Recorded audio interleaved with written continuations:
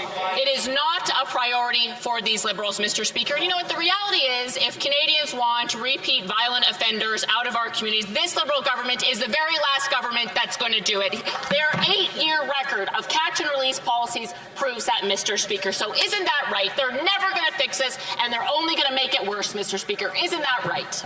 In 2024, the region has seen a 92% increase in shootings. And we've also seen a 106% increase in carjackings. And equally troubling, since 2019, over a 5-year period, we've seen a 400% increase in carjackings, which are violent and traumatizing for victims. Hey everybody, welcome back to the channel. Hope you all had a great long weekend and enjoyed your Labor Day like I did. Now, just to get out of the way, yes, shave my head. No, don't worry, nothing's wrong. I typically do it once a year, and the past few weeks while working outdoors, been pretty hot, so sweating a lot. And now with the cooler weather on the way, I figured why not just shave my head? Probably going to be wearing a lot of toques anyways. So yeah, if you got any questions or were wondering what's going on, that's about it.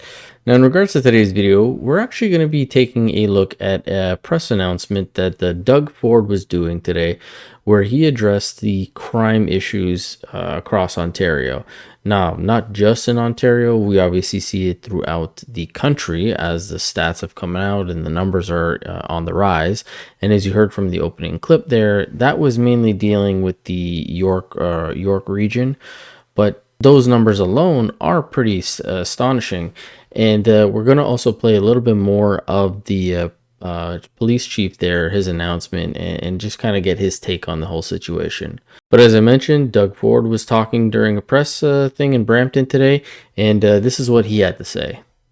And Premier, for my last question, we heard again about bail reform today. This wasn't going to be my question, but I think it needs to be. Sure. Now, you talk about criminals going free on bail, either ostensibly or potentially actually to reoffend. When I talk to attorneys, they remind me repeatedly how the vast majority of violent crimes already have a reverse onus as is. And as we think about this presumption of innocence that is the foundation of our criminal justice system, over 80% of people that are in Ontario jails at last count are there right now without actually having been convicted of a crime. They are waiting for trial. My question is Ontario prepared, if you get what you want and have this so-called bail reform, is Ontario prepared with already jails at overcapacity, and do you need to do more to ensure so many people, not as of yet convicted of crimes, are not languishing in jail waiting for trial? Yeah, great question. I've given the directive to Solicitor General to scope new jails right across our province. We're already building a couple, one in Thunder Bay, one out east, but I've given that directive, so you'll be hearing about new jails being built. And as for the Attorney General, we're hiring more judges and JPs. The call for JPs are out there. We're hiring 25 new judges as well, and we'll get the backlog cases caught up. But there's absolutely no excuse why these people are getting out on bail, not once, numerous times. We need to hold them in jail as long as we possibly can. And then when they go to trial, they need to be, if convicted guilty, mind you, they need to go to jail for a long time. Stop being these bleeding hearts out there. Oh, little Johnny's going to do better. Oh, he's only put a gun to the person's head 18 times. Yeah, little Johnny's going to jail, and we need to throw the key away. Because I'm just sick and tired of the violence that's happening in this province, and we need the federal government to change the criminal code once and for all and stop being a bunch of bleeding hearts there, because people are fed up with this crime here. They're absolutely done with it. Now, love him or hate him, Dougie's got a point there in regards to his bleeding heart comment, because you hear this a lot in talking points in regards to, oh, if they just had another chance, or all they did was mess up, you know, give them another chance, give them another chance. And this is something you really heard a lot with the Democrats, because New York, Chicago, all these places where crime is rampant, a lot of shootings, a lot of robberies, stuff like that. And something I used to cover in the past, they would refer to a lot of these individuals who were committing these crimes as young scholars. And you also had Democratic members like AOC saying that the people that were committing the crimes and were stealing and all that they were doing it because they were stealing bread for their babies. They couldn't afford rent. When these people are out here stealing iPhones, Lululemon, alcohol, stuff like that. And so they go out and they need to feed their child and they don't have money. So you maybe they're put in a position where they feel like they either need to shoplift some bread or go hungry that night. A few years later. Everybody must eat. Everybody must eat. Everybody must eat. Crazy. Go on, boy.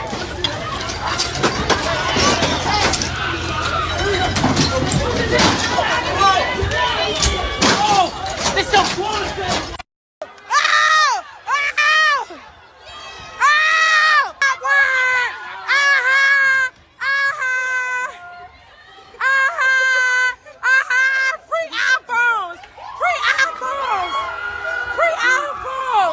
Stores like the Lululemon. This is in Rittenhouse Square. It was a busy night. Witnesses report seeing 100 or more teens, young people, even some children ransacking stores. You can see here at the Lululemon merchandise scattered all over the floor, the store torn apart.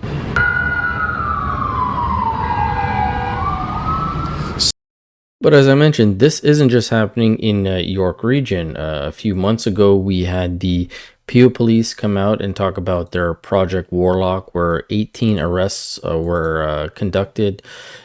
These were the individuals that were arrested. There was even some minors, which, they're not here in the photos, but these are the individuals that committed these crimes that AOC and the likes, like Trudeau would say, are these young scholars that need secondary chances, third chances, fourth chances. Well, it turns out, I think 6 of these people were already out on bail when they committed this crime, and 9 of them had already been processed to go to bail. Take a look. 3 young offenders were among those arrested, including a 14-year-old boy. We're also learning 9 of the suspects have already been released on bail, and 6 suspects were out on bail when they were taken into custody. The harm that is being caused by releasing individuals versus the risk of keeping them in custody is disconnected. And this Peel police officer is not wrong, because if you take that story that we just looked at, 18 individuals caught, 3 of them were underage, the other 15 were already released or were on bail. Clearly, the system doesn't work. And as it's been reported over and over again, a small subset are the ones who are committing all of these crimes because they keep getting captured, and then what happens? They just get released. The Conservatives have talked about this. Doug Ford is now telling Trudeau that he needs to change it. The Peel police officers, you heard them say it. And as I mentioned, even the York Regional Police officer is basically saying that the federal government is failing and they need to look at this again. Over the past year, we've launched multiple operations, including AutoGuard, using a 3-pronged approach of crime prevention, detection, and apprehension. However, we do understand that we'll need an ongoing continued effort to stem the tide of organized crime and violent crime in our community. In addition to the initiatives that I've outlined, YRP will continue to step up patrols and our increased presence throughout the region. While we continue to see repeat offenders out on bail, reoffend, and commit violent crimes, York Regional Police will continue to do everything we can to hold those to account. But we are only one pillar of the justice system, and public safety is a shared responsibility for all justice sector partners. Yet the other justice sector partners can't do their job properly because, again, these rules allow them to only catch these individuals and then having to release them. And Pierre pointed this out over, I think, a year ago in the House of Commons that you saw at the beginning of this video, where he addressed that to Trudeau. Of course, Trudeau wasn't there to answer his question, but he said this exact thing to him, saying it's the federal government who can change this. The Prime Minister does not have the guts to stand up and answer the question. Of course not. He's protected by armed men every single day. So he's not worried about the streets that are turning into savage chaos since he brought about catch and release bail. We don't need to work with the provinces to change the bail laws. They are exclusively the federal jurisdiction right in the criminal code. The Prime Minister has unleashed a 32% increase in violent crime since he brought in the catch and release bail policies. Will he finally summon the courage to stand on his feet, admit he was wrong, reverse the policies, and choose jail, not bail, for violent offenders? The Honourable Minister for the Honourable Government. What we see the Leader of the Opposition do time and time again is launch personal attacks, make outlandish allegations like saying the Prime Minister of this country doesn't care about victims and doesn't care about those that are victimized. Newsflash, Mark. No, he doesn't care about those victims, let alone Canadians. Otherwise, he would have listened to majority of us, called an election, and got out of there by now. But that being besides the point, he wouldn't have implemented this catch and release system because it benefits nobody except for the criminals. And that's something that Raquel Dancho in the opening clip points out, that the Liberals don't care. And even though that clip is over a year old, it still holds true to what she was saying.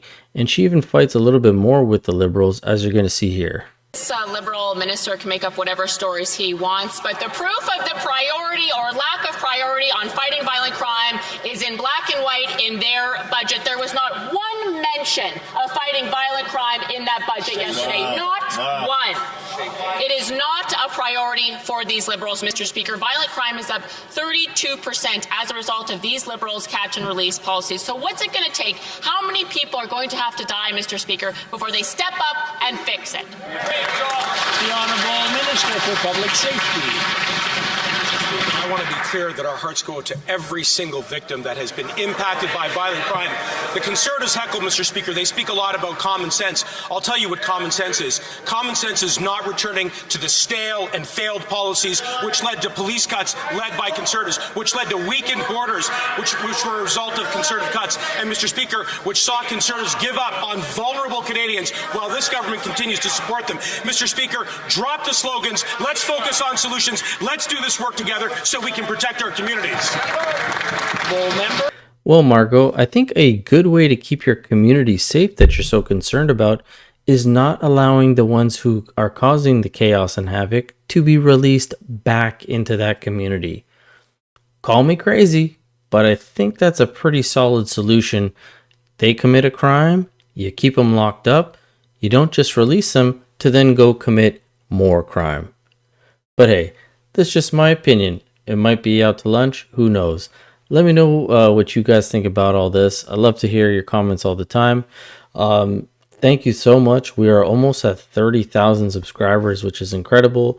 The membership is growing. Thank you guys so much for supporting the channel. I really do appreciate it. I'm going to try my best to keep pumping out a bit more content, a little bit more regular. I do have 2 young kids, so my time is kind of skewered between the two. However, I do love seeing the support and the comments from you guys, so thank you so much. And as always, I will catch you guys on the next one. Thanks again.